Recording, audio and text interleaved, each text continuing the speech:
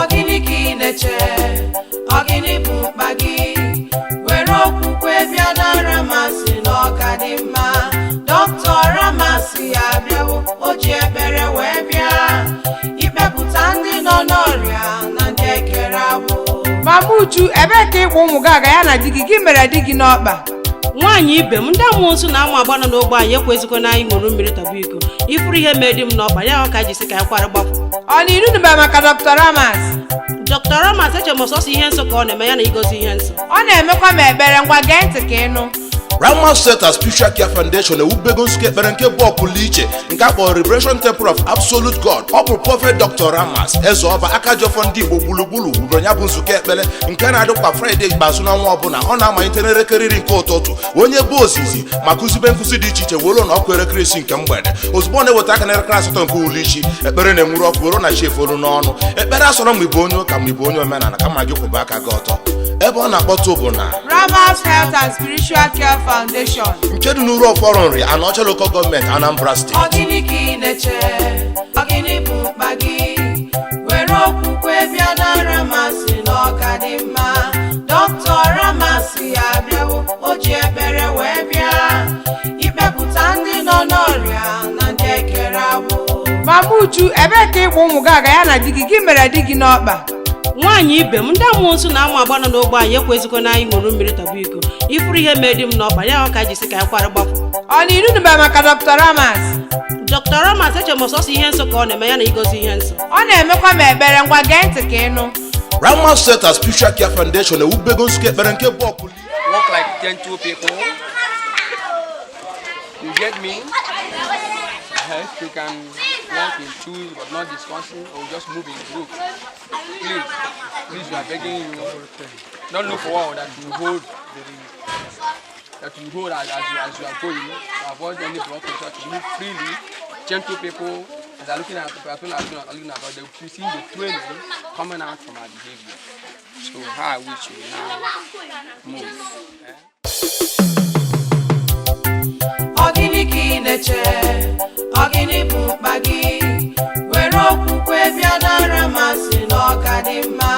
Dr Ramas ya biawo, oji ebere webia, ipeputa ndị nọ n'ọrịa na ndị ekere agbụ.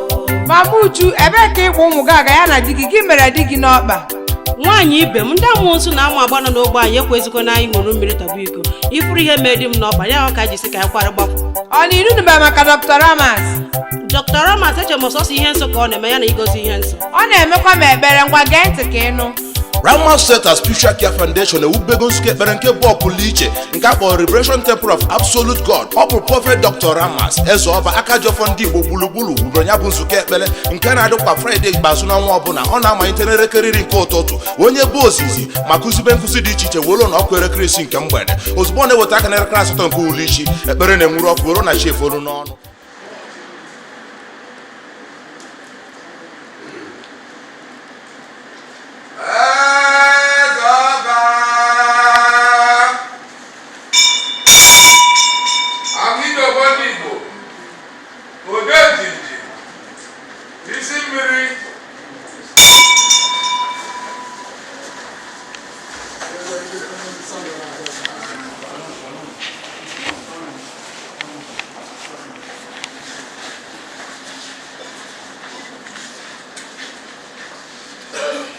Ezeoba.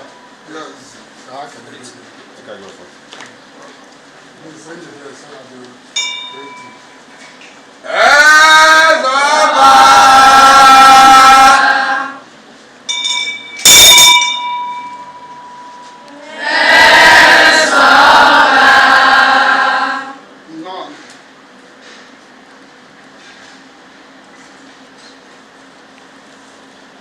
Akajiofo Ndigbo. Odo njinji. Isi mmiri. The Custodian of Igbo Culture. Nọ n'obu Ezumezu Igbo. Ebe a bụ ebe a na-akpọ obu Ezumezu Igbo. Obu ọfọpụrụ. Obu Ezeoba Akajiofo ndị Igbo niile, eze ọfọ Igbo. Nọ ebe a dịkwa na nri dị na Anọcha Local Government Area of Anambra State. Ebe a bụ ife a na-akpọ the citadel of wisdom, the citadel of Igbo civilization, nke dị na nri nye obu mmụta ebe a na-akụzi ọdịnala ndị Igbo, ka ndị si eme, ka ndị si asụ, ka ndị si eyi eyiyi na ihe erimeri anyị nnọọ nri nne.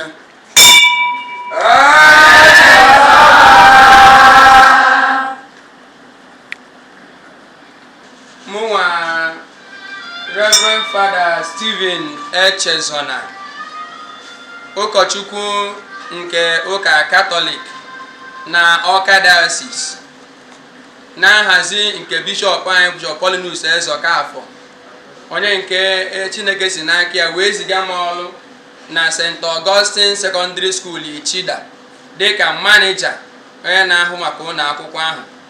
Chi ụmụ akwụkwọ m ndị St. Augustine Secondary School Ichida klaasị na-abụ klaasị nke abụọ, klaasị nke ịtọ na klaasị nke ịnọ nke a na-akpọ JS3 and SS1 bụ ndị zukọ wee bịa ije ka anyị nete ka nri si wee dị, maka na anyị na-anụ maka nri ahụ dịka isi mmiri nke ndị Igbo. Anyị wee fụ ka anyị wee sị ka anyị bịa fụ ya, anyị bịazie ka anyị wee sonye n'ihe a na-eme. Anyị sị ka anyị kụtụlụ Ezeoba Akajiofo Igbo niile, anyị wee na-ekenie onye nke nyekwazila anyị ikikere ijekwu na ebe a na-edebibe mgbe ochie dịka museum, wee na-enechasịa ihe dị ebe a wee na-enwe aṅụrị. Ya bụ na anyị nọ n'obi Ezeoba Akajiofo Igbo niile, anyị si isi ana wee na-ekene na-asị daalụ. Anyị nabatara unu wete aka na abụ, maka na ebe a bụ ebe na-akọwa etu Igbo si wee gbasasịa n'obodo niile dị iche iche. Ebe a bụ isi mbido. Igbo niile na-ejegharị, mana enwere ndị bụ isi, ndị kụziri maka ọzọ, ndị kụziri maka ji etu esi akọ ji, ndị kụziri maka omenala dị iche iche, ndị na-eje mba wee je na-akparụ na mba nya ndị site na nri. Anyị ama mbịakọwa na onye a bụ isi, onye a abụrụ isi, ka anyị rapụkana dị isi, ka anyị kwuo nke bụ eziokwu. Nnọọ ka anyị jeje n'obu ezumezu, ebe ahụ ihe na-eme, ebe ọ fọpụrụ ngwanụ.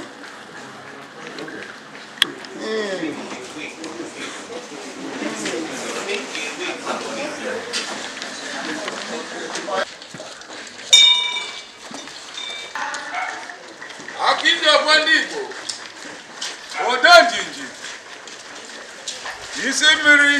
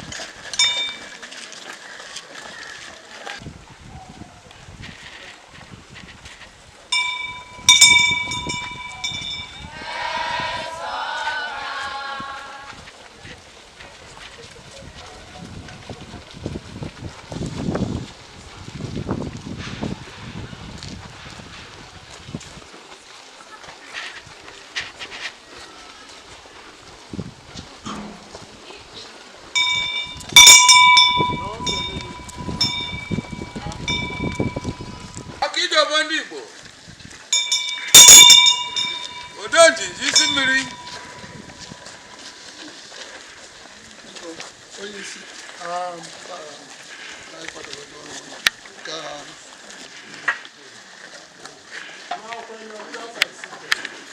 Don't go on the first seat.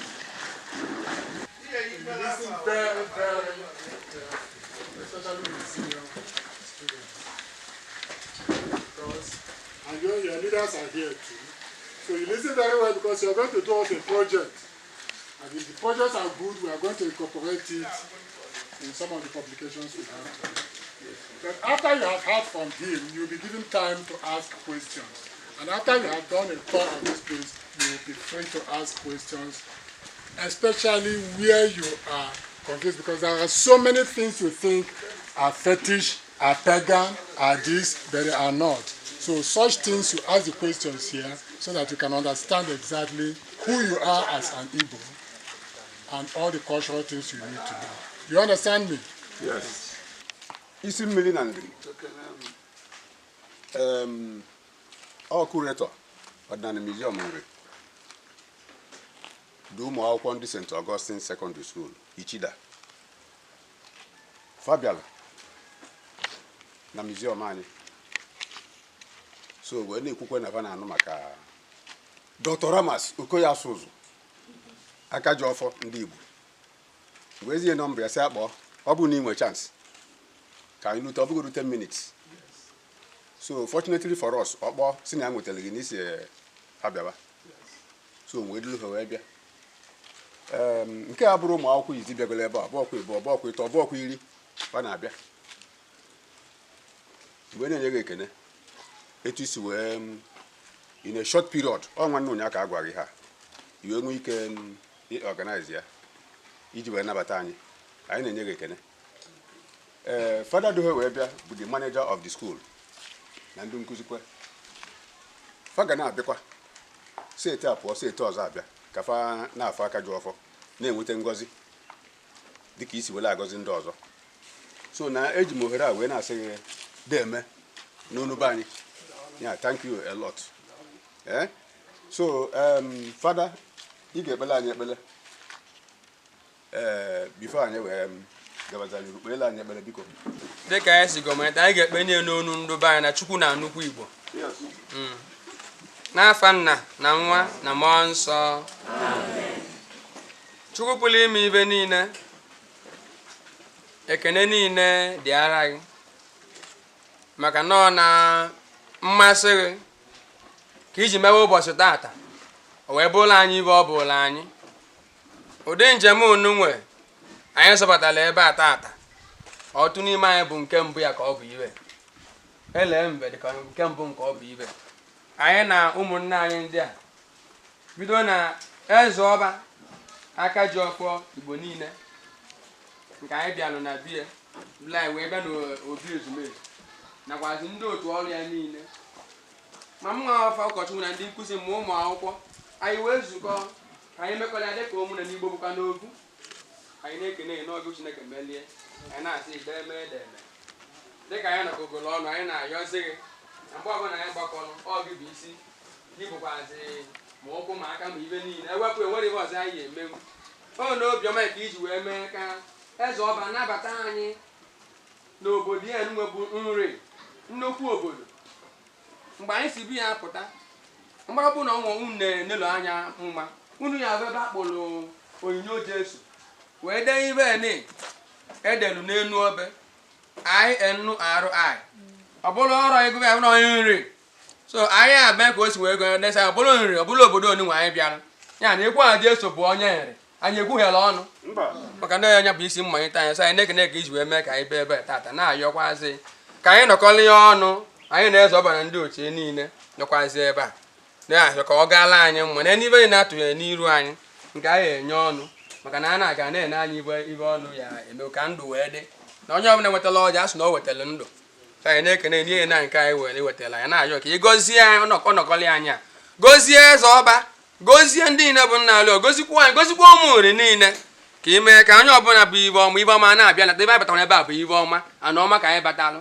mmiri na-ebute ibe ọma anyị na-ahazi ọ bụrụ na anyị nọcha ahịa ka ọ bụrụ anyị nnekwute mmụta tụmadụ ụmụ akwụkwọ ka na-eto eto ọba bụ ndị ga-ebulu ihe gbasara Igbo bupụta ya na anara anọ n'Igbo arịrị eje ebe na anyị emechaluo ebe a Chinekwu na ndị Igbo ya eru ọnya bụ olileanya anyị ya ka Chukwu gozie anyị gozie ebe anyị nwe anyị bịara ime site na Jesu Kristi onye nwe anyị ya mere gozie anyị gozie onye gị ndị anyị nwe ose bụrụ ụwa anyị jiri nata afọ ma gị site na Jesu Kristi onye nwe anyị udo dịrị unu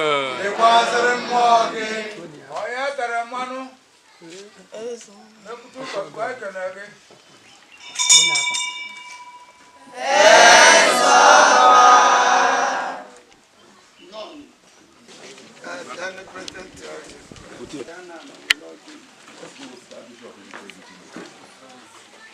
ofuke ịma na iju kwuo ebe isi dee mụ nwa ya ewukwuru ofuke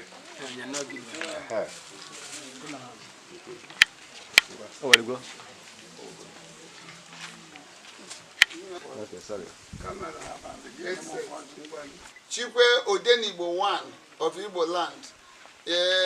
Nke onye chilu Ezeoba Igbo bụ igwe talonchara igwe nọ 40 years on throne. Onye chikwenu Odenigbo 1 of Igbo land bụ eze nwelana obidi egwu onye ezo eze nri nke jewegolo ife. Onye chikwenu Ezeoba Akajiofo ndị Igbo gburugburu bụ eso mba na-efo onye isi ọba na Ikenga nri. Ife nji akọwali ya bụ maka ndị ya asị mpụta nzaba ife ọbụla ife niile mmere ana m eme ya n'efifie ana-enwe nke mmere n'abalị. Eji m obi aṅụrị udo na ọṅụ wee nabata ụnụ maka abịa n'ala Igbo anyị na-akpọku Chukwu anyị ebugodo ụzọ kụọ ogele ma mgbịrịmgba agụ obele Chukwu asị na ntị mmụọ nọ n'ọfọ maka na ọfọ bụ ife Chukwu ji ege ntị. Ọfọ bụ ife ụmụ Izrel ji n'aka wee krọsụọ mmiri. Onye ka abịa n'ọfọ afọ Igbo dị n'ọbọlụ more than 1000 name ọfọ egbu ọfọ ọma ejikwelu nga ọfọ. So anyị ekwugheri n'ihe gbasara ọfọ.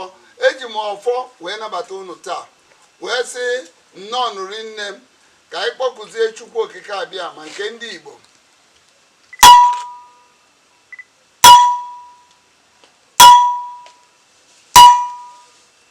Chineke nna Chineke nna Chineke nna abịa n'ala Igbo nzu ka anyị ji anabata Chukwu wee na-akpọku mmụọ niile dị n'ala Igbo maka na ọ bụ nzu dị ọcha enwere ife etinyere ọ dị ka akwa unu yiche akwa ndị mmụọ ọma na-eyi n'eluigwe maka na ife dị ọcha ka Chukwu na-achọ. Chukwu adịghị ala ka ife lụrụ atịtị ma ife lụrụ iyi. Chukwu na-ala ka onye na-akwụwa aka ọtọ onye na-ekwu eziokwu. Ndị Igbo ndị nna nna ya bụ ife ahụ mkpọkụ Chukwu okike abịa ma ya Chukwu ji ike niile nke mee ka nwa ya bụ di nwe na Jesu Kristi wee si n'ọnwụ wee bilite mbọsị nke atọ ọ Chukwu okike abịa ma nke o mere wee jee nọrọ n'aka nni nke nna maka na ọ chụpụrụ na olu nọrọ n'aka nni nke nna. Onye bụ nzu ka anyị ji akpọ ya maka na ọ bụ na o bugide ka nzu ịma na ihe anata ya bụ alaeze ndị nna nna anyị ha nọ. Chineke ana m akpọkụ Chukwu okike abịa na ụmụ akwụkwọ bịa taa aja ana Igbo ndị mbụ na ndị egede nna anyị Zik nna anyị Ọkpara nna anyị Keombadiwe nna anyị mbụ ọnụ oju ike nna anyị ono na Ngwu nna m egbe asụ ozu nna m mee m orimiri nna m Okeke Adụkwa Chukwu nọ n'elu Chukwu nọ n'ala emughọ mbọlụ nna anyị Ọkadigbo ana m akpọkụ unu niile weti ndị ncheta ndị mechetara aja ana Igbo niile maka isi bụka ibu ha na rie anya ndị ichie nwa na ndị mere ife na ọfọ ndị kwuru eziokwu ndị kpara ana n'oke unu bịakwanụ taa ụmụ akwụkwọ niile bịanụ ma ndị ya eje Russia ma ndị ya eje obodo oyibo wepụ ụkwụ ha jibe n'ụlọ akwụkwọ nke bụ ya eji wee pụta ya amakarịsị na-enu ụfọdụ anyị nke na-enokọta ndị ụmụ akwụkwọ na ndị nkụzi niile ọ ya dụrụ ha mma udo ya dụrụ ha. Ihe ndị a ka m na-ekwu site na Chukwu okike abịa ma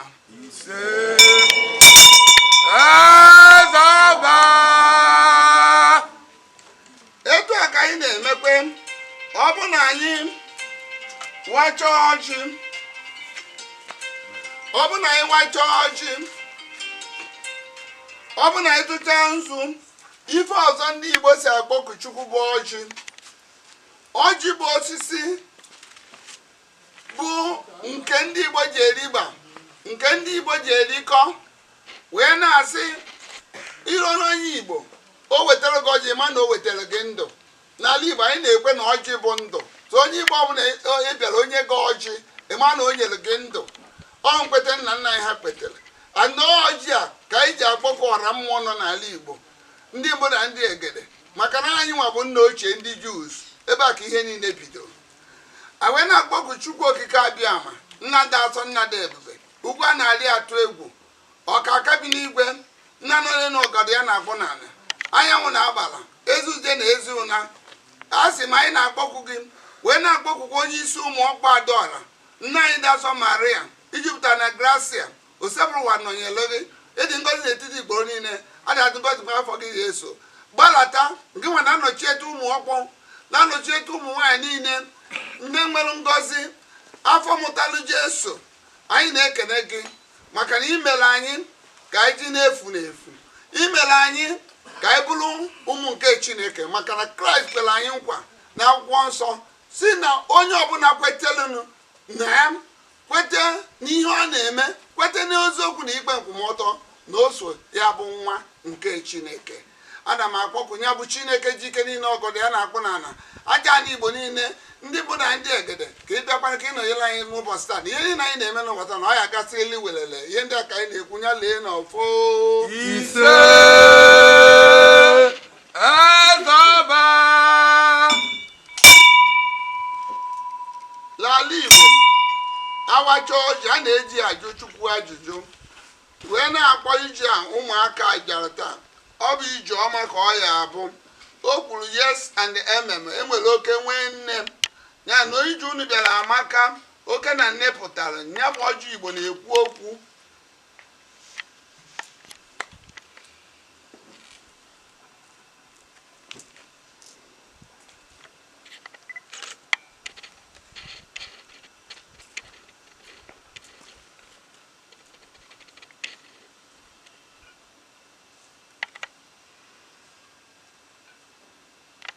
Na anyị wetakwara ọkwa niile wee kwukwe na ọjị niile anyị wara taa na ụpụta na ngozi nyelu ndị nwe na anyị nyelu Chineke kele na ukele ana na ife niile anyị na-eme n'ụbọchị a na Chukwu na ya ọsị akwụkwọ na-atọ ite esili nya ịtọ chere iru n'elu ofu ka ekpudo iru na ife ndị Igbo na-akpọ ya akwụkwọ na-atọ ite esi ine na akwụkwọ ọbụla eji esi ihe na ọ na-adụ ụkwụ atọ idonye ite ọma nnufu ya ụtọ bụrụ ụkwụ na abụ idonye ite ọ ya eru Chineke si nọnyere anyị abịa na nke ndị ekpemekpe wetara anyị site n'ofesi a na-akpọ ya the Father, the Son and the Holy Spirit. Daalụnụ iji unu amaka. Nke a bụ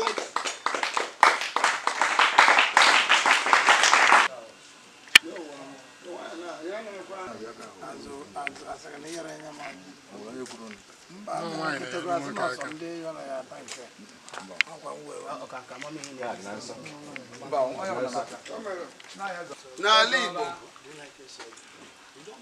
ọ ya bụ anyị wacha ọjị anyị tụcha nzu anyị awa ọjị anyị were mmanya ị na-anya efu na aka ekpokwa aka nne aka ekpo n'ofu ofufe ofu ọta ahụ ka anyị nọ n'ime ya ịma na ebe a nọbụ ikpo mkpume this is tabernacle ebe a na-achụ aja but eweziri m onwe m chụọ aja ọ bụrụ a living sacrifice.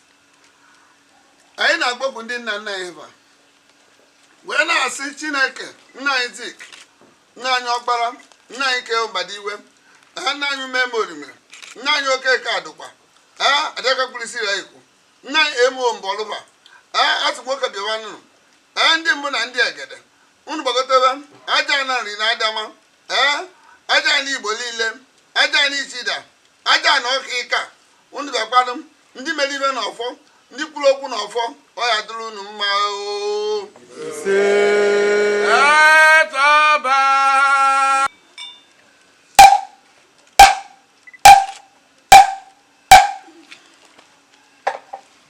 Agazie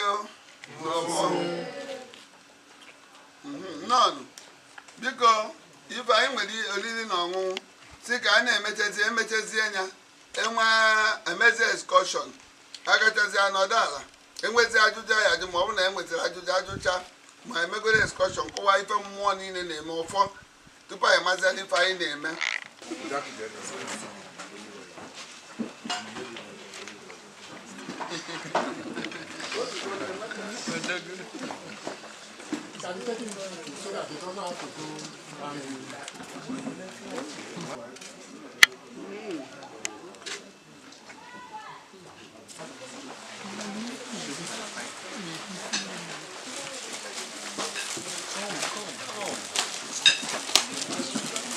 One of the things we came to Tata Abuna, Emepoji, in there, and it's like a nwunye.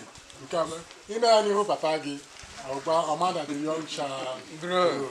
So, some of these are the questions you ask. There's Excursion.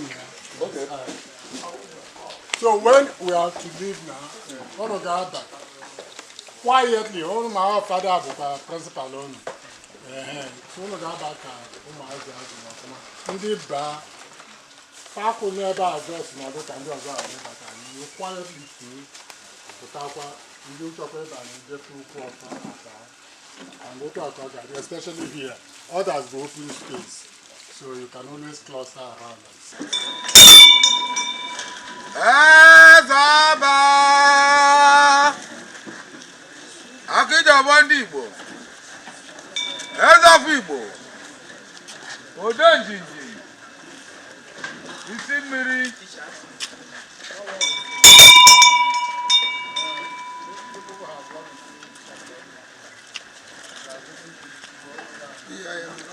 Ezeoba Ndigbo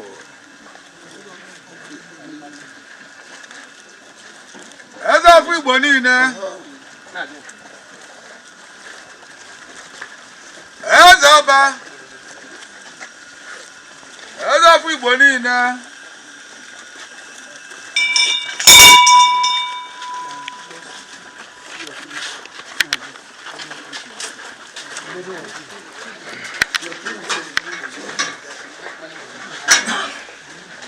You can come inside. You can come here. Everybody can stay here. So you can stand on this so that we condemn people to talk on. You can stand on top of this background. You can climb on. Climb. Come inside. Everybody Come inside. Come in. Everybody come inside. You can climb.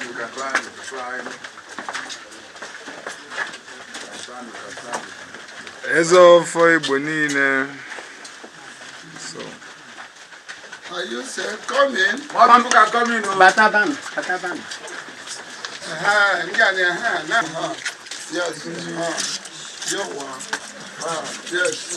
Yes, different and the money is there. Because photograph on a paper, the woman wait to what's in fire like here. Because if I can osisi ofo, ihe amara Chineke nyere ofo bụ na ị na-anya anya onwe nkwoji ọ na-ada n'onwe enwe oge ọ yesi nọdụ ife na ọ ma chọrọ ofo ị na-anya ọfụ na ọ na-ada o ji aka ya na-ada ị na-anya nke a ka a na-akpọ ife ofo anụ nwa adago ọ bụrụ ọsọsọ na ọ dago na omego arụ 15 ofo apụrụ omego arụ 15 ofo apụrụ ofo atụgo ime ọnya bụ mkpụrụ ofo maka enwe ndị ya asị ofo dịka ife ndị be ji eme mba ofo atụrụkwa m ofo bụ mkpụrụ osisi eji osi ofe n'ala Igbo niile onye ọbụla na-esi ofe ma abịa m everything ọ mkpụrụ ofo a ka a na-asị mkpụrụ ofo eji eme ka ofe lọọ alọ a na-egote n'afịa a na-egwe ya egwe so ife ndị Igbo niile ji eri ife so ofo abụrụ ife gbasara alụsị ma ife ndị ihe ndị nna nna ha Chineke gosiri ha na onye na-emegide gị onye na-ekwugide gị ịbịa na ọfọ kwuchi okwu weta ọchị ma ọ weta ebe ikwuchi okwu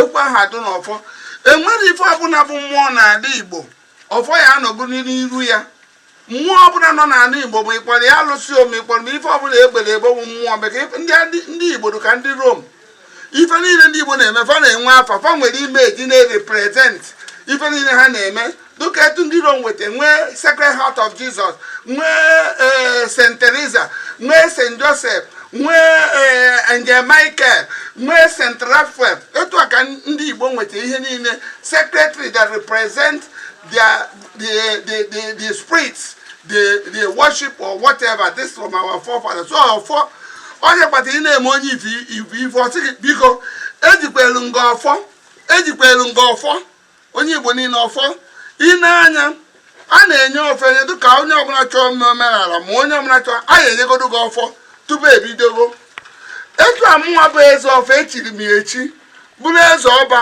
Akajiofo ndị Igbo niile bụrụ onye ọfọ pụrụ na biya aka m na-ajụ ndị Igbo ndị si kedu otu Roma ya esinye mmadụ ọfọ ndị mmadụ na-eji egote ọfọ n'ahịa na-enye mmadụ ọ bụrụ onye ọfọ bụrụ na biya mụ na ọfọ erikogo nri ọfọ na-ada na be m kedu iwu jigide m kedu any court of law ọnwa afọ amụ n'ala Igbo n'elu anyanwụ ya sị na Dr. Ramas amanye ọfọ ọ na m etozuru nye ọfọ ihe a ị na-anya ebe ife ọfọ ndị a dara ada ị na-anya ebe ife mkpụrụ ọfọ na ife niile m na-eme n'ụwa ana m agbụ ya n'anwụ omenala Igbo nwere nsọ a na-asị na ohi ayara eme ya ife ndị nna nna anyị ha mere ohi dị asọ so ife a bụ ife anyị ejikwelu nga ọfọ onye bụ ọfọ dị ihe a onye bụ osisi ọfọ so ọ bụrụ ife alụ ọ bụrụ ife eji eme alụ so ife ndị nna nna anyị ha ji aga n'ụzọ mgbe ahụ a na-atọ mmadụ adịghị ekwe mmadụ gaa a bịara afọ gị ọbụla iji ọfọ sị na o jikwa ọfọ na ọkwa nwa nri rapụpụ ya ka ọ gaa adịghị emeta onye nri ya bụka ndị nri bido ọrụ high priest and the reverend fathers before the birth of Christianity in Nigeria. Ọ ndị nri na-eji akpọ alụ ebe nwanne m itiri nwanne unu ma n'ala Igbo na ọ bụ nnukwu arụ nwanne amandị na nwanne ya ma nwoke ma nwaanyị ịmandị na nwanne gị nwanne ama mmepụ nwanne ya ọbara onye ọbụla Igbo welu ma gbuo nwanne ya ọ nnukwu nsọ nnukwu arụ n'ala Igbo a na-agụchi ya agụcha ọ bụ na ya akọ mme ọfọ ya adịrị ọ bụ ọfọ ka ya emecha tie ya n'ala si taa udo adịgo n'ezinụlọ mmadụ ama nwụzi na Eke mmadụ ama nwụzi n'Oye mmadụ ama nwụzi na Afọ mmadụ ama nwụzi na Nkwọ ọfọ ihe ndị Igbo na-eme so from anything about ji ife dị n'ọfọ since ọfọ ji bịa na be m since o ji wee pụọ amụrụ m ụmụ ịsaa ụmụ nwoke 5 ụmụ nwaanyị 2 with all my grandchildren for 35 days as dominis as a I have never lose a soul even my workers so from ihe bụ ihe ọjọọ ịbịa n'ebe a etu a enwere Sacred Heart of Maria n'ụlọ ya mechekwefu nne anyị ndị asọ ịbata n'obu ebe a ifu ndị ichie etuba nọ anyị na-eme ncheta nga enweba ma ndị a nọrọ ebe a gị na ekwu okwu iwepụ ọjị ọ bụrụ na ị na ndị ize na worship ozu enwere ndị na-eji etek JP elu na Tomb of David ha na-akpụ isi ala ọ bụ na ọrụ ma na-eme ya asị na ọ na-efe nne ya bọtọ ndị ize na-eme ya ọdụ free so ka anyị kwụsị nkọcha onwe anyị ka because sọsọ Chukwu ma onye ụka ebe a bụ obi unu pụta unu anabata ofu unu bata unu n'obi unu kene eze ma obu na ala na-azụ nwa anyị bụ Igbo nwere etu a enwere nne anyị dị asọ ịhafe ebe ọ na-enye nwa ala ebe etu a afọ Jizọs etu a ka anyị nwere ndị okenye na nne nwaanyị ala na-azụ nwa n'ala Igbo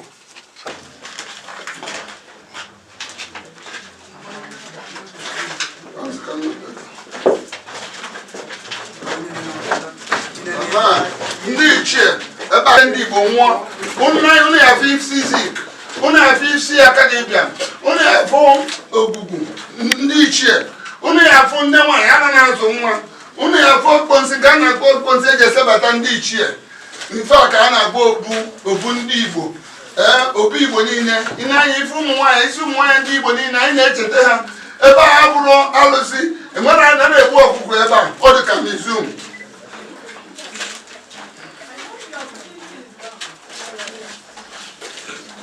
ọgwụ na-abụghị ya nke a ka a na-akpa akwari ọmụmụ Bishọp Akwayi nke Ifitedumu ọ nke a ka nwamụya ime na-esiri ike nwoke ọ many years mamụya mụtara nwa wee sị anyị tee ya nzu akwari ọmụmụ otesi ya nzu wee mụta bishọp nke Ifitedumu wee na-akpa ya Bishọp Akwari ọya ka a na-akpọ akwari ọmụmụ chete ha ebe a ka anyị na-echete ndị nna nna anyị ha nke a ka a na-akpa akwari ọmụmụ nke ụmụ nwaanyị dị atụtụ ime ya bụ patete padị ime mụọ nwa Bishọp Akwari ebe a ka mama ya tere wee mụta ya bụ bishọp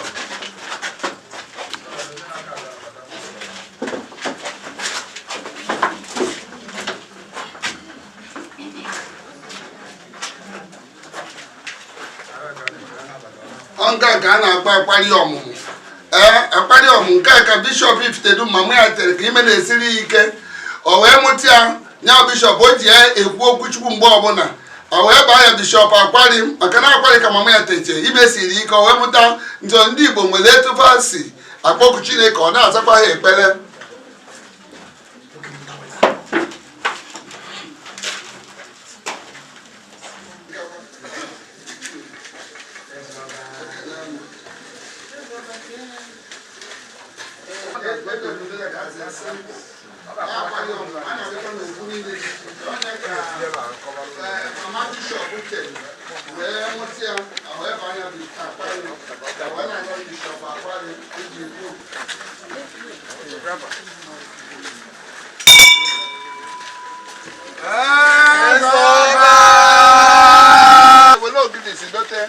ndị iche ndị nna anyị niile nwụrụ anwụ abịa dọla ha mbọsị emekete awapụrụ ha ọjị ịnere aka ekpe nke a bụ ụmụ nwaanyị ụmụ ọkpa adọra ogwugwu ihe niile ụmụ nwaanyị anyị na-adọkwara ha nke ha nke dị ọkpara ngede nwa dị ọkpara dị ike ọgụ aji ihe ogirisi ka eji adọtụ mmụọ etu ya emezimeche adọtụo mmụọ ogirisi ka eji adọtụ mmụọ n'ala Igbo nke a ka a na-akpọ uru ya na-afịa n'obodo dị iche iche nye ka a na-akpọ Akpuogwu ọrụ ya Akpuogwu abụ a na-akpọ udo ọgba egbe nya atak ma ataka dịka onye a na-emesiga ndị nna nna anyị ha aja mmadụ na-emesighị ike ka nwere ike ije were ọjị asị na eje n'udo ejele onye nwe ka udo kpuo ndị ilo akwa ojii nke a ka a na-akpọ Akpummiri nke a ka a na-eme ndị mmiri dịka etu a na-eme n'Ọshụ festival water worship ndị Nri bidoro otego ndị Nri bidoro ya ndị Igbo na-eme ya iru ọbụla ife abụ ite mmiri ekute na rivers edotia enwe mgbe a na-ekwu okwu fa na like biskit sweet na ife omenala gbasara mmiri ọha akpụ ha dị ihe efu na ọdụ smooth than the other one ha niile akpa mgbe nke a dị smooth nwere ogwu a na-akpọ ya akpụ ndị mmiri ebe a ka a na-akpọ the house of thunder because etu a enwere sacred heart nwee St. Raphael nwee St. Michael n'ala Igbo ife enwere kamanụ and kamanụ nwere image nke nwoke bụ nke na-eme kparrrra nke nwaanyị bụ nke na-ese amụma nwaanyị na-ese amụma mụnye ọkụ na nsi egbe eme kparrrra nke nwoke na-aga ọgụ ahụ ọgabaga ọgụ onye bụ the image of thunder is this. This is the thunder house. Just come and view. Million years more than the Israel. That is the stone. And etinye mmanụ nni ka o wee na-ekuru the power of the thunder. Ka o ji na-anapụ n'ike mmanụ nni ka eji ekuru the power. So always be in the red oil. Na-aga. Aha. Ndozi. Ekwukwere oge n'ime ya. Ine epụta onye ọzọ abanye. N'ekwu ya kọntasi ahụ. N'Afrịka n'elu obe obe akwa ahịrị Chineke na osi n'ọnwụ wee pụta wee digo n'elu igwe nke bụ isi ntụaja nke anyị nọ taa nke emetụ n'elu n'ezie nke a na-akpọ well of life. Ọ bụ na Israel nwere ụdị well a ọ bụ na Nigeria mara ụdị well a well a ka a na-akpọ the flowing well of life. Israel enwere ebe nwere ebe ọ dị n'ụwa well egbuche ọ na-aga ka mmiri na-eru eru jiri anya unu nene ya ọ na-aga ka mmiri na-eru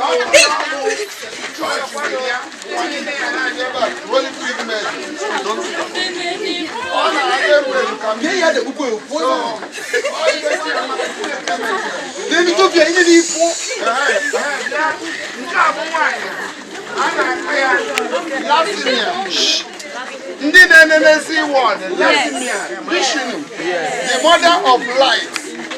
Ndị India kwere n'ọnwa ya bụ Chukwu.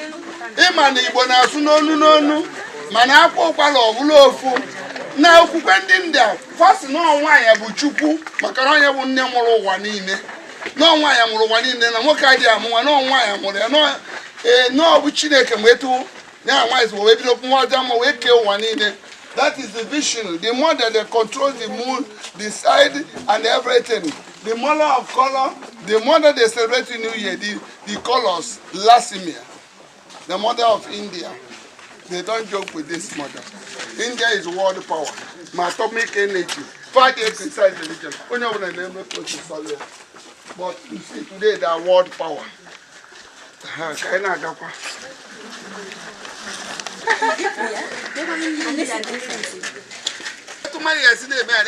Agwu na-akpa gị agwụ bụ nnukwu mmụọ bụ ya bụ mmụọ nwere mmiri onye ọ na-akọntrol the fire, the earth, the water, and the air, the 4 elements.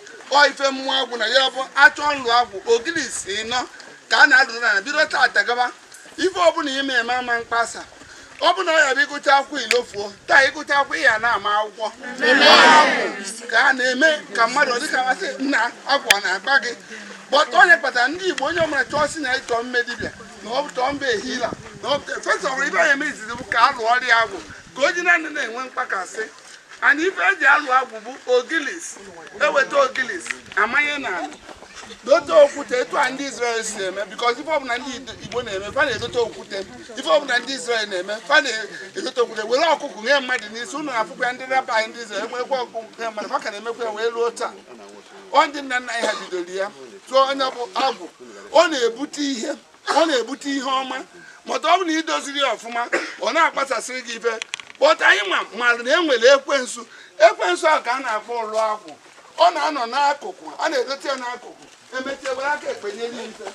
About the Agwu, can afford Agwu. You want to go? Ever can a little Agwu. You want to go?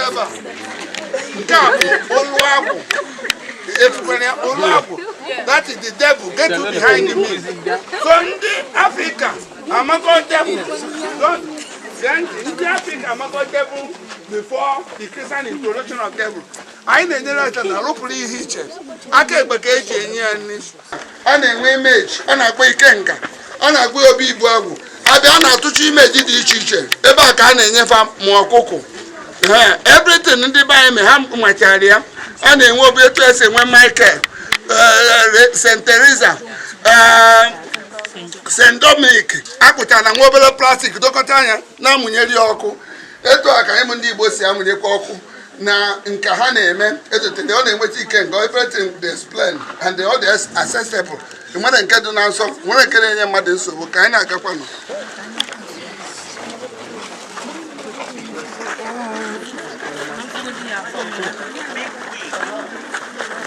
This is the most powerful sacred tree in Igbo after Adunebe.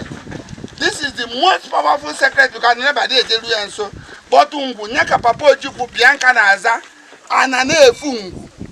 Obu Ndigbo na aturu gi nu ose onye chekwudo Ngwu jebe nku olari n'ori. Omu ma ebu Ngwu mma adi aturi ya nko. Nyo omume onye si na ife onye na mmeme gi ife ta me nwere ife imeli ya. Oye jaka onye ka ndị Igbo ji amanye Ngwu white. Afa na-ekpe ekpele na Ngwu maka na o siri ike ọ na-eme ife siri ike. Ị na-agụ ọjị etu isi ebidogoro ọjị bụ Ngwu dike Chukwu Okike Abịama.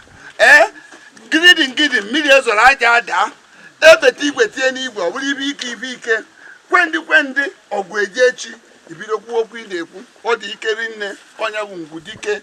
Oya ka na-aba n'afọ one of the most powerful. Duka mmadụ na-eme ihe ọjọọ. Onye dibịa na-enye nsị adị enwe Ngwu adị eje na Ngwu. Onye na-enye poison adị eje na Ngwu. Onye na-echere mmadụ ihe ọjọọ adị eje na Ngwu. Ọ dị so sacred and so powerful. Ọzọ dịkwa nke nna Azụkwu nke a na-akpọ otutu na God of Iron. Onye ji mma ụzọ adị etinyere ya ọ ya bụ amanye otutu azụwa ahịa. Ọ ya bụ nri chọta ụzọ. Ọ kabanye ọmanye otutu arọpụta bata ahịa azụwa onye akwa n'ọcha Igbo ji wee biri sirapụzie nke onye bụ isi n'enya onye ka a na-akpọ God of Iron. Ị na-anya ihe afọ anya ike, ị na-anya ihe afọ mma, ihe na-ihe afọ ike injin, ị na-anya ihe afọ otutu eji akpọ ụzụ onye m na-emepụta moto. Without God of Iron, here there's no motor, there's no Okada, no, there's no train, there's no plane, and so many.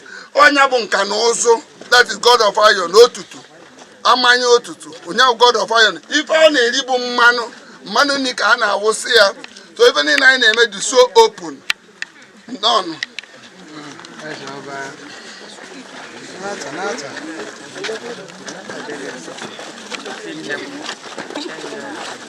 Nke a ka a na-akpọ ọkpụchi. Onye ọbụla bụ onye Igbo, nwa afọ Igbo, netu ọdịnala Igbo si wee dụ. Tupu ịnụcha nwaanyị, ihe eme gịnị? Ịma ọkpụchi iwe bido chiwe echichie mebi ife niile ị na-eme bụwa ma ọ bụwa ichigbu ihe niile ihe amagodo ọbụchi a ife ọ na-anọchi anya bụ your guardian angel. Onye ọbụla nwere onyinyo. Enwere ife dị n'etiti isi na-eku ume nwatakịrị amụọ nwatakịrị. Enwere ife dị n'otu bụ ebe mmadụ si apụ ebe mmadụ si ana. Enwere ife na-esi na mmadụ eme mmadụ ya amụ ọ dị aja ọsụ nwere o ya ekuni okuda okunie okuda nye bụ ikuku siri nne na mmadụ pụọ nye bụ chi ahụ apụgo ihe mmadụ ahụ ọma nkwụzi okwu anyị na-ekwu bụ chukwu nya ihe a na-afa ya bụ ikuku ọnya bụ ọgbụchi ọya bụ ịmanye ọgbụchi tụnye ugo tụọ ya nzu na-enye ife ọgbụchi a sị na chi onye adịghị n'izu enwere ife na-eme ya. That's why ndị Igbo ji ama ọgbụchi na be ha ebe ọbụla. Ọ bụ na onye ahụ nọchaa nka nọluo oge ọya nọrụ kacha nka nwụọ tupu emere ihe dị ga-egbuka ọgbụchi ife ọ na-alụ n'ala Igbo the sacred tree. Nke anyị na-ene anya bụ ọjị a na-akpụ ya ọjị onye ọbụla ma ife ọjị ọkwụcha n'obodo niile dị iche iche oke osisi ife ndị Igbo ji abịa n'ọjị ekwu okwu bụ na mkpọrọmọnụ adị egbu ọjị ekumeku adị egbu ọjị enwere ife anyị meketa ọjị n'ụwa ọjị ataba arụ ọkwụnụ mana every year ọjị na-ebu ibu ọjị na-ebu ibu. So ndị nna nna anyị ha amago the power of all those things. So fe weli eme etu ndị Izrel si ekpoko okwuto abịa na those secretary fe dotia ebe a ka ọ na-enwe communication with the Almighty God maka unu makwuo na Jacob ebe ọ natara ozi okwu nke Chineke bụ mgbe ọ na-alọrụ ụla na nkwụ. So ndị nna nna anyị ha na-anata ozi ma ha nọ n'osisi dị asọ nke abụọ ọjị a every year ọ na-ebu. So ọ bụrụ na ịbịa n'ọjị na-ekwu okwu ọ gị na Chineke na-agba nkata emekata ịnọdụ ebe ahụ kpokwuo Chukwu okike abịa ma enwere ife mmadụ ya eme gị n'ụwa ka imekete taba ataba ihe a na-ebu ọ bụrụ bize ka ị na-eme ihe a na-ebu ihe a bụ okwukwe ndị nna nna ha ji wee dote ya wee kpọọ ya ọjị oke osisi. Ekene m ndozi n'ụdị na Ezeoba.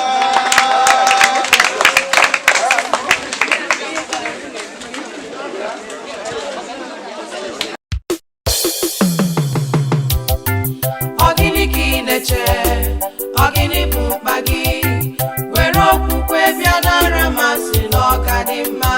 Dr Ramas ya bịawo o ji ekpere wee bịa ikpepụta ndị nọ n'ọrịa na ndị ekere agbụ. Mama Uju, ebee ka ịkpọ ụmụ gị aga ya na di gị mere di gị n'ọkpa? Ọ bụrụ na ị nwere ajụjụ na bịa n'ihu ebe a nọ nkụ ha n'ọnụ it is over. Ị nwere ajụjụ Ezeoba pụta n'ozigbo ikene ya Ezeoba ịjụọ gba nkịtị. Onwe ihe dịka ukwu agadi nwanyị. Nke mma bụ enwere afịfịa a na-akpọ agadi nwanyị isi owulu eji agwọ ọsa nke nwere ike eji ebe a na erotere gị ya a na-akpọ ya agadi nwanyị isi owulu nke a bụ nke mma. Onye bụrụ omeawụ dị na mgbada ebe ọ bụ ndị na-egwu ome ndị akpata from Nigeria bụ ndị gwuru ya ebube Chineke mebezie n'ime ya ọ ndị Nigeria gwuru ya mechezie Chineke wụsa ngọzi ya n'ime ya maka na mmiri bụ ife itizi Chineke kere bụ ụzọ nata ngọzi nke Chineke etu Baịbụl dị asọ si wee kọwara anyị. O nwere ihe dịka deity ovolo dayamawa a sị na eze aya ya nwoke awa ka dị ndụ. Ọ dị ndụ native doctor n'Enugu ukwu. Dr Ramas Okoye additional native doctor. O nwere festival ọ na-eme annual. Okay. Ọ sị na ọ ka dị ndụ. Ọ dị ndụ. Yes. Ọ na-eme every August.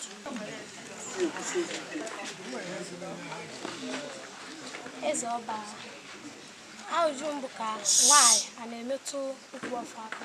Maka nwaanyị ọbụla ọ nwaanyị ka Chineke kelu n'ikikere niile maka nwa ife niile siri ike n'ụwa ọ nwaanyị na-emekarị ya.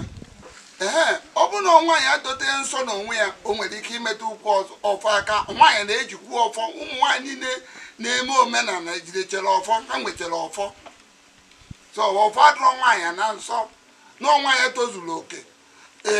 O tozuo oke zuo oke nwere ike ijekwe pụta ebunu n'ọfọ enyekwu ya gịnị ọfọ ọ ya elukwe n'ukwu ọfọ.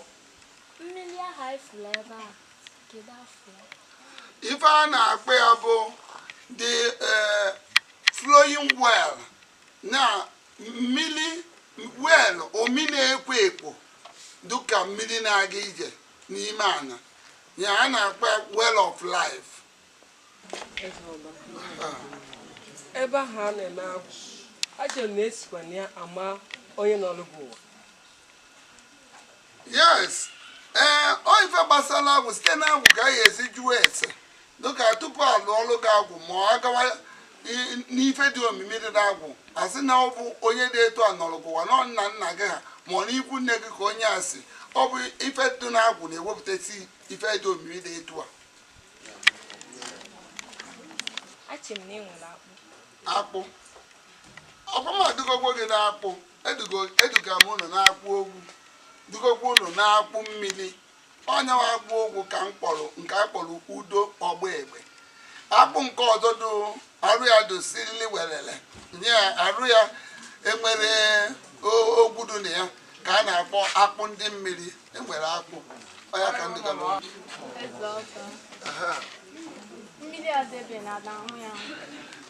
mmiri afọ mmiri na-agwọ ọya eji agwọ ya dị iche iche a na-aṅụ ya aṅụ jikwara ya na-agwọ ọya dị iche iche dịka onye ụchụ na-agba onye na-enwe ụchụ ife adịghị aga n'iru eweli afa onye ahụ weli ya kpụrụ eje wụcha arụ ekpecha ekpere wụọ arụ etinye ya pefum o bido o mechie ọya fụ na ife ọma ya akpọba ya iru.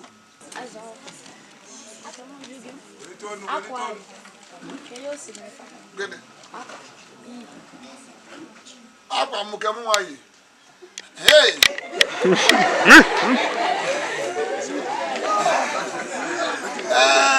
akwa iyi bụ akwa eji ama ndị bụ ndị nke egbu igwe na ndị Michael dị asọ. Afọ m na baptizim mgbe a mụrụ na Catholic Father Friday kara mmemme akara nke obe bụ Michael ka aba mụ nluo India ndị India si na afọ mụ na nji mma ife afọ esi na aye abazi m Rama nke ji ụta wee nụọ ọgụ ndị ajọ mmụọ na-anụso Krishna ọgụ a wee bakwa m Rama na India bụ Michael abịara Kristo bụ Michael.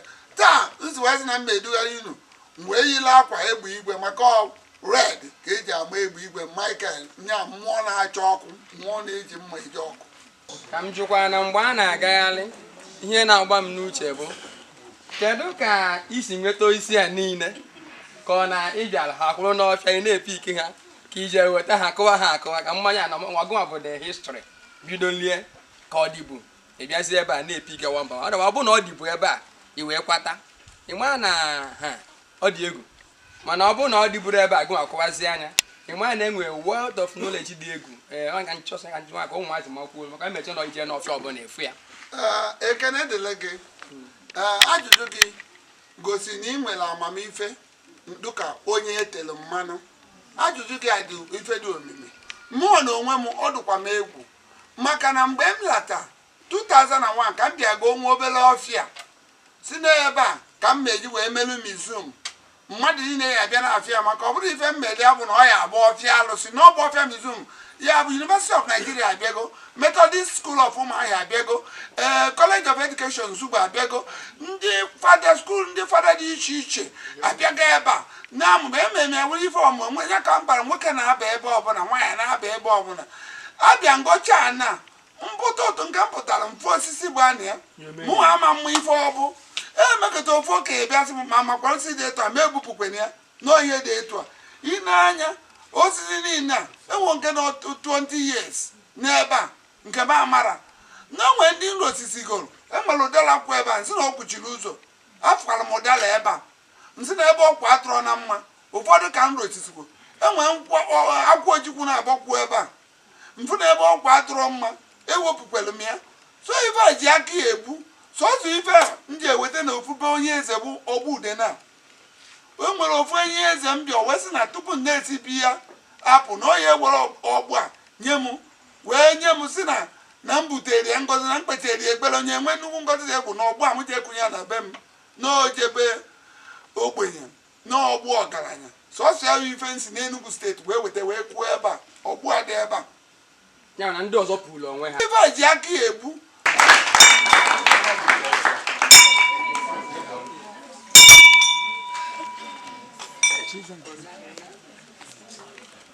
Ezeoba biko ajụjụ nke izu bụ ịdịkwa accessible mmadụ enwekwa ike ịbịanwu free for gịnị ya karịa anyị bụ ajụjụ nke mbụ ka otu anụnwa enyere anyị oyere asụ skuul ịbịa makọta onwe ebe ya abịa sị gị na adahafụ na ezeobodo adafụnwu mmadụ anyị bụgara ajụjụ nke izu ya na nke bụ abụrụ otu si niile anọ kedu ka esi amụ kama na nhọ ihe ọbụla Chukwu kere nwere ọrụ ọ na-arụ kedu ka esi ama osisi ọbụla na ọrụ ọ na-arụ nenu nke ịtọdozi arụ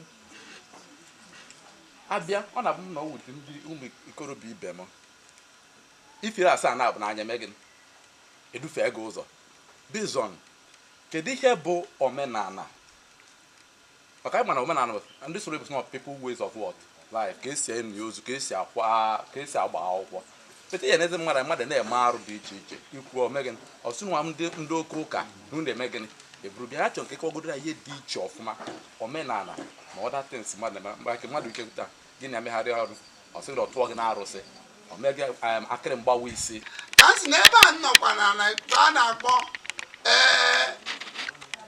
tabanakụl na ebe a na-achụ àjà bụrụ mgbe gboo bụrụ na Israel ebe a ka a na-akpọli ebu na-akpọli efi na-akwụ ọkụ kpọdụ taa ewegoro m onwe m mee the living sacrifice nna nkwu eziokwu Akajiofo Ezuofa Igbo ebe a ka m ji wee ka m wee na-efe nwoke na-efe nwaanyị dịka servant mgbe Kraịst bịa were aka ya wee saa ụmụazụ ya Peter mba nna anyị ukwu ọbụrụ gị ya asa anyị ụkwụ ọ sị na onye weta onwe ya na n'ime unu ya bụ onye kachasị elu so oge ọbụla ị bịa na ụzọ m yi oye ụzọ m adịghị emechi ana m anabata nwoke na-anabata ndị abụrọ ndị Igbo na ife niile ana m amataba onye ọbụla na obi ya nke abụọ ikwuru maka osisi etu adị ebe a kedu etu esi ama nke bụ nke ndị Igbo nwere amamife ọ bụrụ anyị taa anyị nwa taa na-emezi na anyị mara ife mana anyị amara ife ndị Igbo osisi niile nwere akara n'akwụkwọ ha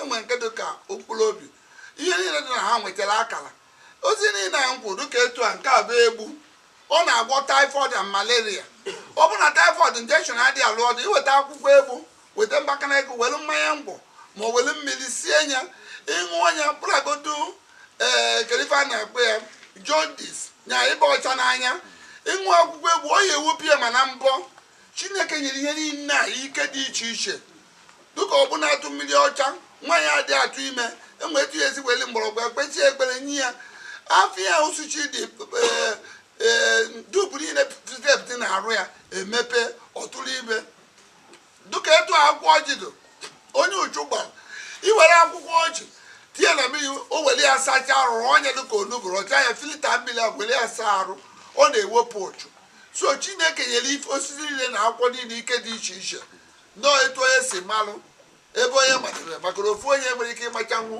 ife mgbọrọgwụ na mkpa akwụkwọ nọ n'ụwa na-agwa ofu onye nwere ike ịpụ nwe machi ya wee luo mgbe ụwa ya ebe ajụjụ ọzọ ịjụrụ bụ ife agbata gịnị bụ omenala na ọdịnala Igbo ọ bụ nya isi ọgwụ ọ ntụ ọnụọgwụ gịnị bụ atụọ m na alụsị ihe na mgbe gboo ndị mbụ na ndị egede ka mbidogoro na nke gbasara alụsị nke a na-akpọ alụkwụsị ọ bụrụ alụsị n'odikinem aja afa ka eji emezie ya alụsị akwụrụ ya alụkwụsị enwere mgbe ndị Igbo nọ enwere polisi enwere kọstọm enwere ndị mmadụ ya wabịa emeketa ebe buru mmadụ n'obodo emeketa etu ọgba aghara mgbe a na-ele oru ị na-anya Amerika niile ọ dịsị black Jews niile ọ ndị Igbo elelele most of them emeketa abịa buru obodo abịa ndị okenye obodo abịa kpọọ aka akịrịka weta brum ife dịka brum ife nkwụ aka akịrịka weta mmadụ si ya biko na ihe a na-echekwa obodo anyị na ihe a na-emere gị mmemme na-arọ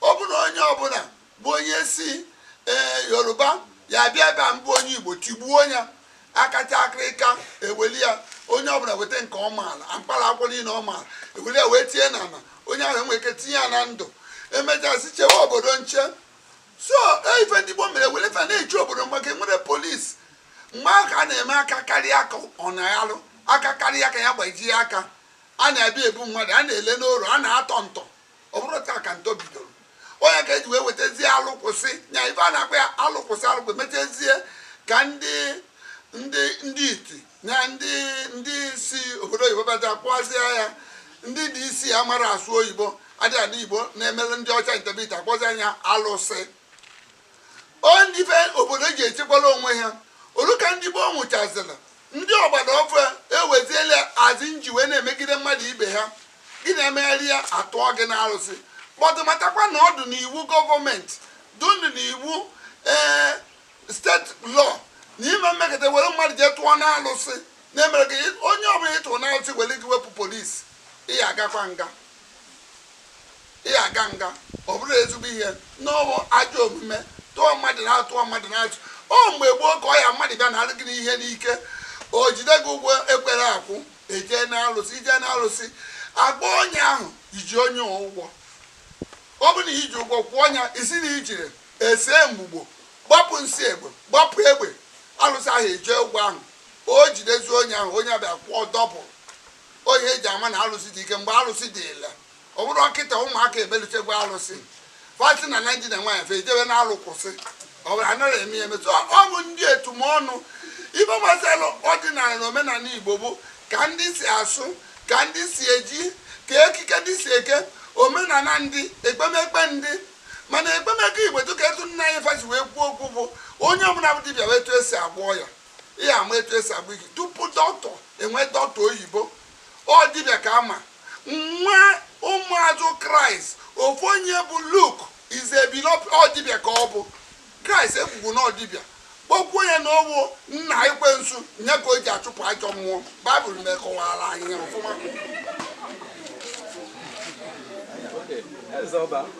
gịnị bụ arọbinagụ ndị ọbụla ọ dị befa a na-achụpụ ya achụpụ arọbinagụ gịnị bụ arọbinagụ kedu ọrụ ọ na-arụ ọ ndị igbo dị ka ndị ahịa mmere bụ na ndị ebe ka ndị be anyị ebe a wee etecha ụmụ ihe a ọ bụ nnukwu mmụọ a na-akwanye uru kwa arọ asị na aya eme arọ dịka etu esi eme happy new year asị ajọ mmụọ na a na-achụ ajọ mmụọ ọ bụrụ mgbe gboo arọ ka eji achụpụ ajọ mmụọ achaghị eme arọ a na-akpọ ọkụ na-ekwenye uduke si ajọ mmụọ na-agbago na arọ ọfụ ihe ọma mee onye ka a na-akpa arọbụnago ọgwụ ọdụkọ ya na-ebute onye bụ arọbụnago nnukwu mmụọ obodo kwere bara a na-eje mee n'ebe dị asọ ụfọdụ na-anọ n'ime ọhịa ọ bụrụ ebe nwaanyị na-afụ nsọ na-anọcha mgbe gboo a na-akwanyere ugwu onye bụ arọbụnago ndị gboo na-ekwu ya eji achụpụ ajọ mmụọ na ajọ ife dị n'obodo. The manager, St. Augustine Secondary School Ichida, obi bụ Aịsa aṅụrị maka na ị na-anya n'ihu ụmụ akwụkwọ anyị ịfụ na ha afụlụ nke ha afụbeghị bifọ o wee wuru ihe obi aṅụrị nyere anyị wee mara datina ka ha mara na agbụrụ ha si wee bịa ụwa awụghị obere agbụrụ na nnukwu agbụrụ ka anyị si ụfọdụ n'ime anyị na-aha anyị fụ na obi esiere ha ike ụkwụ sie ha ike na ala anụtụbeghị m na ụdị ihe a na-eme na-awụ ha taa ọ bụrụ ihe aṅụrị anyị wee na-ekene gị n'ụzọ pụrụ iche na ikwere ka anyị bịaluo n'agbanyeghị obere oge anyị ji wee mee ka ị mata o gosiri na ịbụ ezigbote mmadụ ma ihe ọ na-eme chukwu werekwa gị na-alụ ọrụ obiwe anyị sa aṅụrị kene ndị gị na ha na-alụkọ ọrụ ị na-anyị fụ na ha nọkwu ukwu siri ihe ike n'ala a so onye nọ be ya ejide ọfọ obi esie ike n'ihe ọ na-eme anyị ji anya anyị fụ ma kwere kenezie ezigbo da adịghị anyị na ya nọ kemgbe nwee ndidi na-eso anyị na-akpọgharị anyị n'ala na-akpọgharị anyị n'ala nri nnukwu obodo so anyị si biko na ọnụnụ n'obodo a gosiri na Igbo nwere ebe ha si anyị na-ekene Chukwu n'isi ụnụ maka na ya bụ ihe adịghị mfe mmadụ iwepụta onwe ya na-alụ ụdị ọrụ a ọ bụghị onye ọbụla ya ekwe onye nyere ụfọdụ n'ime ọtụtụ mmadụ akara mana onye kwa wepụta nke ya tinye n'ọrụ Chukwu ewere emeri ihe na-aga so anyị na-ekene gị n'ụzọ pụrụ iche na-asị na ị ga-adị dịka ndị ọrụ ị na-alụ obinigwe ka isi wee kwu ndị mbụ na ndị egere ga-anọ gị aka nri na ọ ga-aka ekpe ojije na mbata nke ndụ gị na ụmụ gị aka Chukwu dị na ya ebe ị kwụwara aka gị ọtọ na-eme ihe a ikwuona na ọtụtụ mba dị iche iche na-abịa ebe a ọ ngọzi ka ọ bụ onye bịa onwe ezigbo mmụọ so ya bịa ọnọnye nke aka gị adịghị maka ya ọ bịa omegịnị o jewe ebe ọ na-eje so anyị na-ekene gị n'ụzọ pụrụ iche na-asị ọ ga-adịrị gị mma n'aha ụmụ akwụkwọ anyị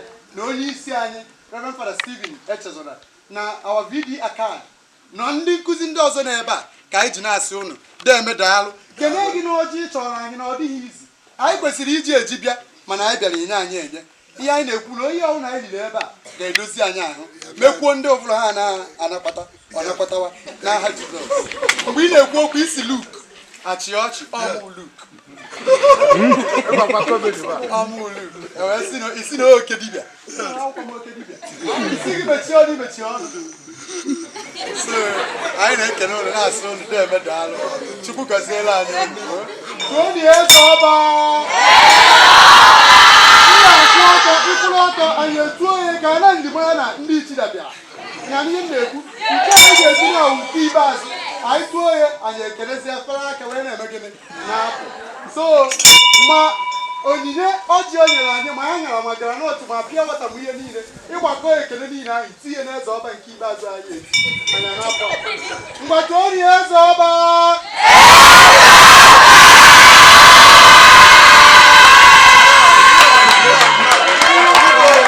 mụnwa bụ ụkọchukwu Catholic Church Reverend Father Stephen Chukwudozie Echezona. Mụnwa bụ onye ukwulu mana echiri m ụkọchukwu na dayọsis nke Ọka nke nna anyị ukwu nọ na ọnwa Ọgọst n'ime arọ 2015 nna anyị ukwu Most Reverend Paulinus Ezeokafọ bishọp nke Ọka wee chie m ụkọchukwu n'iru ndị ụka niile.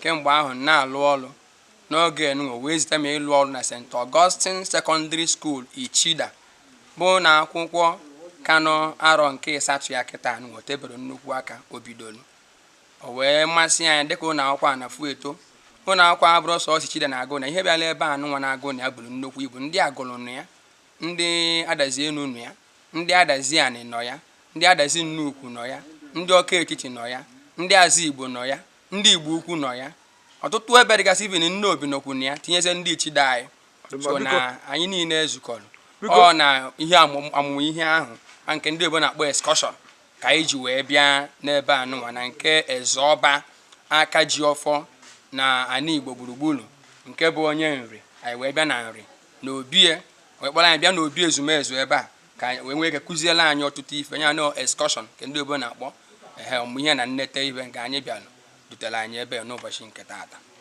Ihe kpalitere anyị n'obu na agụụ ịmata ihe gbasara ndị anyị bụ ọfụma dịka ndị Igbo maka na eneje anya ọgụ ụfọdụ anyị na-afụ ụfọdụ ife n'ụzọ ọ na-abụchara ya ọ bụrụ nke ndị Igbo na-akpọ na anyị dị confused na ụfọdụ ihe ọ na-eme na-akụ a na-eme na-akụ a maazị nke bụ nke so na anyị nụsị anyị gbasara Igbo onu anyị wee ka jike n'isi ebe a ha na-asị anyị ha na-agwa anyị anyị na-agụtakwu n'akwụkwọ na ọnya bụ isi Igbo maka na mma na mgbe m na-eto ma Fada Stephen Njokuba niile bịachara ọrụ na asịara ka eje mee iwe na ihe gbasara Igbo kwuwe okwu nri so anyị wee ka bekee n'ebe ahụ a na-asụ n'abịa ka anyị bịakwa ihe ndị ahụ wee mụtakwuo ọtụtụ ibe ka o wee doo anyị anya mma ka anyị wee malụ anyị pụzi anyị bụzi onye ga na-akụzi ndị ọdịkwa na anyị jelefe ihe dị otu a ebe ka o si wee dị aka anyị ji wee chọwa ndị abụ ndị eche na ọkacha malụ na ya wee bịa ka anyị jụọ ọfa nke bụ eziokwu bụ na ọ bụrụ ibe anyị chechelụ ọ bụ ozi otu a ka anyị si wee fe na anyị pụziri karịa ka nke anyị nọ ebe a na-etizi mkpu na anyị amụ ọkwa na ọ bụ ole na anyị ma ma ewere 7 n'ụtụtụ wee bịa na ibe ahụ ịbụ na anyị na-emezi ka anyị wee na maka na ọgwa ezikwa anyị ụna maka na ibe karị anyị si na afọ juru anyị were gesi na onye ndị bụ understatement na anyị amụrọ ka anyị esi kenebezi na ndị nwesị n'ụlọ obi bụ anyị polina na anyị amazi ka anyị si kọwazi akọwa ọ ga eji wee jụọ ma anyị ga-abịa nkwa ọzọ ka anyị wee nwee ike nọkwa maka na ụmụ akwụkwọ niile ezuru na o nwere ndị bịarụnụ klaasị ndị ọzọ ga-abịakwazi mụtakwa ụdị ibe ya bụ na ibe anyị na-achịkọ bụ na afọ juru anyị jufee anyị oke ndụmọdụ na-adị gbasara omenala bụ onye ọbụla rube isi mụta ibe bụ ibe o kwesịrị ịmụta nye ejene chọba buru ụzọ mago n'elu na a na-esikwa nna na wee na-alịgo elu adịghị esi n'elu amatu isi na na-alịgobezie enu ịmalị ka ukwu dị wee malị ka enu adịghị esi n'elu inwere ike ime nnukwute ndị ihe dị omikpọ misteki ịdajọlịa mana isi na wee ligobe ịmụta ya mma ka ya bụ ndị na-amarọ nke a na-akọ na-ekwuzi nke a na-ekwu amala ebe ife bido wee mala ebe ihe na-eje maka asị na onye amara ebe mmiri bido mara ya amara mgbe ọ kwụsịrị ya nọọ ihe ọ dị mma na ndị ọbụla ama omenala na omenala abụọkwanụ ibe ọjọọ nọ ebe dị mma. Ụka nwee tradition, ndị ọbụla nwee tradition. Ndị Igbo kwuo tradition, and onye ma na even Jizọs na onwe ya na tradition ndị nke ebe na a na-ewele a na-atụ ụtụ. Ọsị Pita jekwa tụọ ụtụ nke anyị, jee n'ime azụ weta iwe jee lee azụ ka iwere ego dị na ya tụọ ụtụ nke anyị. Ya na ibe obodo na-eme dị mma emelie na aga ọnya bụ omenala. So na anyị dị nnukwu, anyị nwere nnukwu aṅụrị. Afọ m ka bụkwa Ambassador Dr Ramas Okoye Asuzu FCON, Ezeoba, Akajiofo ndị Igbo gburugburu, the Custodian of Igbo Culture, isi mmiri na nri, Ezeofa Igbo, Odenigbo one of Igbo land. Esi m na nri in Anocha local government area of Anambra State. No, daalụnụ. Etu ndị oyibo si akpụ ya, abụ m ominist, nye onye kwetelenụ na Chukwu n'otu ebe niile. Abụ m onye ọdịnala Igbo, abụkwa m ezigbo nwa afọ ụka, so Chukwu m onye ụka. Anakwa mụ na ndị India dịkwa na mma. Anọ m nwaanyị India bịa kpọrọ ya dote na nri. Mụ na Muslim dịkwa na mma. Anọ m n'ọtụtụ ihe dị iche iche, ihe gbasara ekpemekpe nọ n'ụwa ma Islam. Ana m akwụkwọ fa amduo nwere ife dị mma nata na-eme mma. Mụnwa na-agwọkwọ ya dị iche iche, na-akụzi ihe gbasara ọdịnala Igbo nke eziokwu, nke ọgbara ọfụ, nke a kpọrọ reform. Ọ bụrụ ife ọbụla bụ ife ọjọọ dị n'ọdịnala Igbo, anyị na-ekpochapụ ya, were ife ọfụ nke ya na-abalị mmadụ uru, dịka ngwa ọya, dịka mme ife gbasara iru ọma, nya wele sirili welele, nya ife ọbụla itinye aka ka ọ na-agaziri gị. Ana m akụzi na-alụkwali ya ndị mmadụ, dịka etu a mmadụ si awụchapụ ọchụ. Ife niile ana m alụkwa ngwongwo niile, mmụ ife nsọ dị iche iche nke mmego 35 years ma kandụl ma perfume ma oliver gazugoro ụwa niile, ma London ma America, nwere ebe ọdụrụ n'ụwa, every part of life. Ọ bụ aka ọrụ m. My trademark bụ Dr Ramas Products Limited.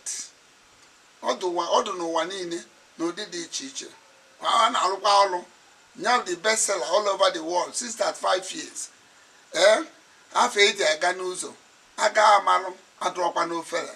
Ụmụ akwụkwọ nke ndị Reverend Father Dubia si na St. Augustine Secondary School is Chida. Ọfa bịa n'ụbọchị taa sị ka mụ na ha nọrịa. Ndị Nsụka abịago, Methodist School Ụmụahịa abịago, College of Education Nsugbe abịago, school dị iche iche na-abịa ebe a Excursion. Ndị bata taa nnabata ha n'ụbọchị taa. Dịka etu m nwegoro onwe m chụọ aja n'ala Igbo maka nkụzi ọdịmma nke mmadụ. Akụzitere m ife nkụzi taa, mfu na ọnụ ọchị wara ha, ma Reverend Father ha, ma ndị nkụzi ha, ma ụmụ akwụkwọ, o bubu ha sọsọ aṅụrị maka na akpọ ha bachara ebe ahụ a na-asị na adị aba mfa zụkọta afọ mmụọ Igbo ji wee dị ebube, zụkọta afọ mmụọ na-akpa ike n'Igbo, zụkọta afọ osisi dị iche iche ndị nna nna anyị bakwe n'osisi dị asọ a na-enye nsọpụrụ, ma ndị a na-amanye akwa ma ndị adị amanyere akwa. Ife ndị nna anya ọdịnala na-agba eke egosisi ibe fụ na ha nwere afọ ojuju, ha ji wee sị na ba ya abịakwata ọzọ. Ndụmọdụ nna dị ndị Igbo bụ na ọ ka na-ewu m ife ụmụaka pụtara na soshal midia wee na-emegherisi na ba na-eme ọdịnala Igbo, jee na-agbọta ọgwụ n'obodo dị iche iche dịka ịga Yoruba na-egbobata otu dị iche iche si na ba na-eme omenala Igbo. Ọ na-ewe m iwe ọnya ka ji wee chọ ka m bido nkụzi ọdịnala Igbo nke ya achara ọkụ n'ọnwa na-eje na isi ngwụcha. Anyị na-awa ọjọọ ụtụtụ, anyị na-ajụ ndị okenye dị iche iche ajụjụ ka ọ kọwara ụmụaka jee na-eme na-eje akwanye mmadụ na mmiri, na-edu mmadụ eje na mmiri, mmụọ amara afọ ya, mmụọ na-emebi amara ma ọ na-emebi emebi, ọ na-edozi edozi, eduru ụmụ eje na-akwanye na mmiri, mmiri dị asọ.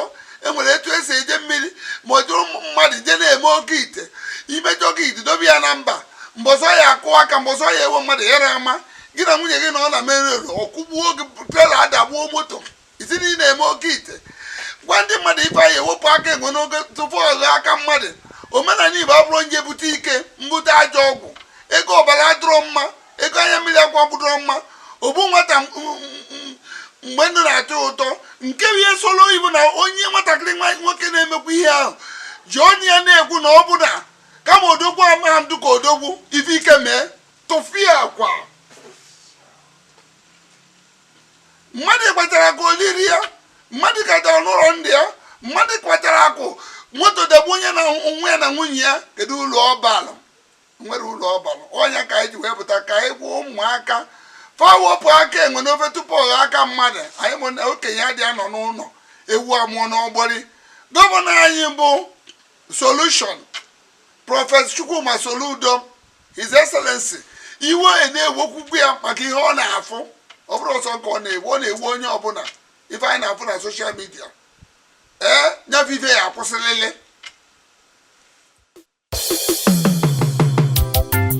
Ogini ka ị na-eche, ogini bụ mkpa gị, were okwukwe bịa na Ramas n'ọka dị mma.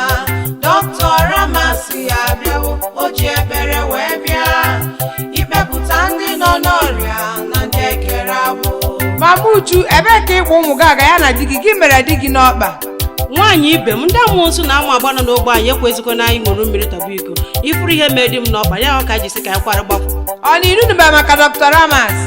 Dr Ramas eche m ọsọsọ ihe nsọ ka ọ na-eme ya na igozi ihe nsọ. Ọ na-emekwa m ekpere, ngwa gee ntị ka ịnụ. Ramas Center Spiritual Care Foundation ewubego nzukọ ekpere nke bụ ọpụrụ iche nke a kpọrọ Revelation Temple of Absolute God.